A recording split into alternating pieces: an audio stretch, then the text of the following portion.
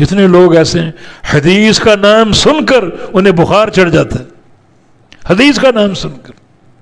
یہ ایمان ہے؟ یہ ایمان قابل قبول ہوگا؟ یہ تو دلوں کا مرض ہے. یہ حدیث کا نام سن کے خوش نہیں ہوتے، حدیث کا بغض ان کے دلوں میں. اور خاص طور پہ اگر یہ کہا جائے کہ یہ حدیث تمہارے قول امام کے خلاف ہے، پھر تو اور ان کا بغض جو ہے وہ قابل دید ہوگا. اطاعت خوشی کے ساتھ، رغبت اور رضا کے ساتھ، پورے شرح صدر کے ساتھ ہو، تب وہ اللہ کے ہاں قابل قبول ہوگی.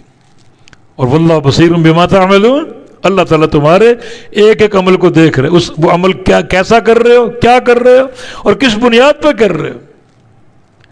جو عمل قابل قبول ہے اس کی دو بنیادیں ہیں، ایک بنیاد توحید کی اور دوسرا پوری رضا اور محبت کے ساتھ، اطاعت کے ساتھ، وہ عمل قابل قبول ہوگا. اخلاص ہو، رسول کی اطاعت ہو، تو اللہ اس عمل کو قبول کرے گا. اللہ تمہارے اعمال کو دیکھ رہے، وہ اعمال ان شرائط پر ہیں تو اللہ تعالیٰ قبول کرے گا، شرائط پر نہیں ہے تو اعمال رد کر دیے جائیں گے، لوٹا دیے جائیں گے، واپس کر دیے جائیں گے.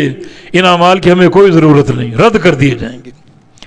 تو اللہ تعالیٰ ہمیں اپنی نافرمانی سے بچائے اور پوری رضا اور محبت کے ساتھ اللہ تعالیٰ ہمیں اپنے رسول کی اطاعت اور غلامی کی توفیق عطا فرما دے. اقول قولی ھذا واستغفر اللہ لی ولکم واخر دعوانا ان الحمد للہ رب العالمین.